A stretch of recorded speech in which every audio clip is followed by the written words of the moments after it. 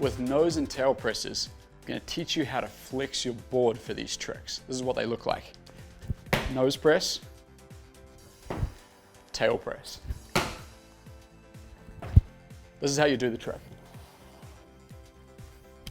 My normal snowboard stance, bending my knees, bending my ankles, back's mostly upright, head's upright, front arm over the tip, back arm over the tail, head pointed in the direction you're going to ride. My hips right now are in the center of my legs, in the center of my board. But watch what happens when I change this position. I'm going to take my hips and I'm going to move them until my weight is pressing right into the nose of my board. I'm not pressing into my front foot, I'm pressing into the nose of my board. You see what happens? The board starts to flex. I am not lifting this front foot. I'm not putting any pressure in that leg at all. That's just a result of where I'm pushing my hips. Watch this now. Take it back to center, board flattens out, take it to the tail. See my hips moved outside of my legs, pushing into the tail, front of the board rises up. This is not a big lift. It's like 10 centimeters off the ground, 4 inches off the ground. It's about staying balanced and stable. The rest of my body position is the same.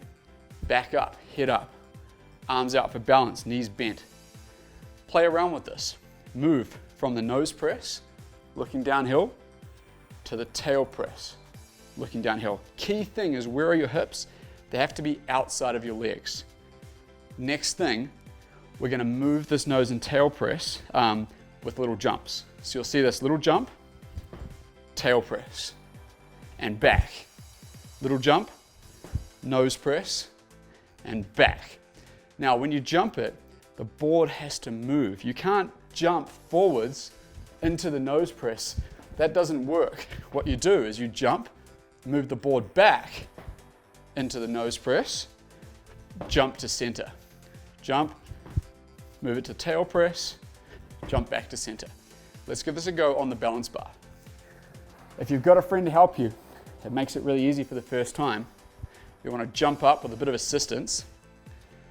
This just makes it feel comfortable. You can also use a wall. Jumping up here, and from here, you can roll your body position into that nose press, roll it into the tail press, moving these hips outside of the front foot, outside of the back foot gives you the tail press. Okay? See if you can do it by jumping. Jump, tail press, neutral, jump, nose press, jump back to neutral. Okay, next step, we're going to do that same back and forward movement, but we're also adding that lateral movement now. Rails in front of us, front side nose press. Front side, nose press. Front side nose press, and front side tail press.